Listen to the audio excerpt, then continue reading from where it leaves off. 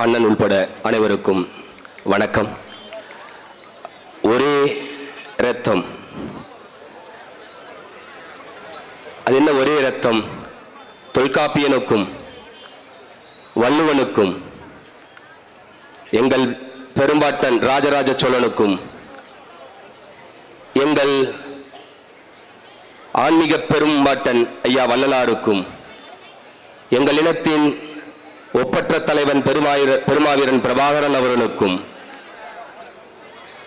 இந்த நிலத்தின் அடையாளமாக நிற்கிற எங்கள் பெரும்பாட்டன் சியான் வீரப்பன் அவர்களுக்கும் எங்கள் இனத்தின் விடுதலை புலியாக நின்ற தீரன் சின்னமலை அவர்களுக்கும் எங்கள் அண்ணன் சீமான் அவர்களுக்கும் இங்கு கூடியிருக்கிற ஒவ்வொரு மான தமிழனுக்கும் ஒரே ரத்தம் ஒரே வீரம், எல்லோருக்கும் ஒரே ரத்தம் ஒரே வீரம். இந்த கூட்டத்தின் அடிப்படை என்ன தெரியுங்களா என் உறவுகளே? நாங்கள் தீரன் சின்னமலை இந்த சாதிக்காரன் என்பதற்காக அவரை கொண்டாடவில்லை. எங்கள் ஐயா சியான் வீரப்பன் இந்த சாதியை சேர்ந்தவர் என்பதற்காக அவரை கொண்டாடவில்லை. இவர்கள் எங்கள் பெருமைமிக்க இனத்தின் அடையாளம், தமிழ் இனத்தின் அடையாளம் என்பதால் கொண்டாடுகிறோம். நாங்கள் தமிழர்கள், அதனால் கொண்டாடுகிறோம் என்பதற்காகத்தான் இந்த கூட்டம். தமிழரின் அடையாளம் எல்லாம் சிதைக்கப்படுகிற காலத்தில், தமிழரின் அடையாளத்தின் மீதெல்லாம் திராவிட அடையாளத்தை அல்லது ஆரிய அடையாளத்தை திணிக்கப்படுகிற காலத்தில் அழித்து ஒழிக்கப்பட்ட தமிழினத்தின் அத்தனை அடையாளங்களையும் ஒரே ஒரு மகன் தான் மீட்டெடுத்தான். அவன் எங்கள் அண்ணன் சீமான். அதை மீட்பதற்காகத்தான் இந்த கூட்டம். ஏன் ஒரே ரத்தம் ஒரே வீரம்? சர்வேல் ஆஃப் ஸ்ட்ராங்கஸ்ட். வீரமா அறிவா? அறிவு. இன்னைக்கு தொழில்நுட்ப புரட்சியின் வழியாக உலகம் முழுவதும் அல்லாதிக்க நாடுகள் உருவாயிருக்கு. அமெரிக்கா, பிரிட்டன், ஆஸ்திரேலியா வந்துருச்சு. எவ்வளவு தொழில்நுட்ப வளர்ச்சி வந்த பிறகும் அவர்களுக்கு அதிகபட்சமாக நிதியை ஒதுக்கிற துறை அவர்களுடைய ராணுவத்துறைக்குத்தான். ராணுவத்துக்குத்தான் பில்லியன் கோடிகளில்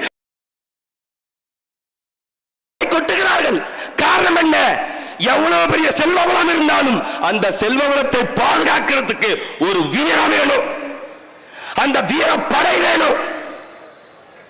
2000 ஆண்டுகளுக்கு முன்பு புராண கதைகளை எழுதும் போது ராவண பெரும்பாட்டனை அரக்கன் என்றார்கள். வெறும் 100 ஆண்டு காலத்தில் எங்கள் தலைவன் பிரபாகரனின் வரலாற்றை எழுதும் போது அவர் தீவிரவாதி என்றார்கள். எங்களுடைய இனப்பெரும்பாட்டன் வீரப்பனை கொள்ளைக்காரன் என்றார்கள். ஏன்? அரக்க, தீவிரவாதி, கொள்ளைக்கார. ஏன்?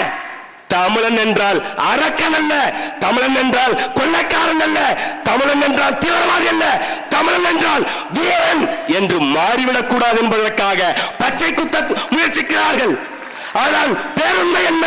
நீங்கள் மண்ணை கொட்டி தோற்றாலும், நெருப்பை கொட்டி எங்களை அழித்தாலும் கட்டாயம் மீண்டும் மீண்டும் எழுந்து சொல்வோம், தமிழன் என்றால் வீரன், வீரத்தின் அடையாளம் தமிழர்கள் என்று.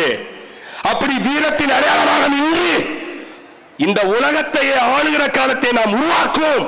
அதற்கான தொடக்க காலத்தில் நாம் நிற்கிறோம். இந்த நிலையில் நாம் தமிழர் கட்சியின் வெற்றி என்பது ஒட்டுமொத்த உலக தமிழரின் வெற்றி என்று புரிந்து கொண்டு அனைவரும் துணையாக நிற்க வேண்டும் என்று கூறி விடைபெறுகிறேன். நன்றி, வணக்கம். நாம் தமிழர்.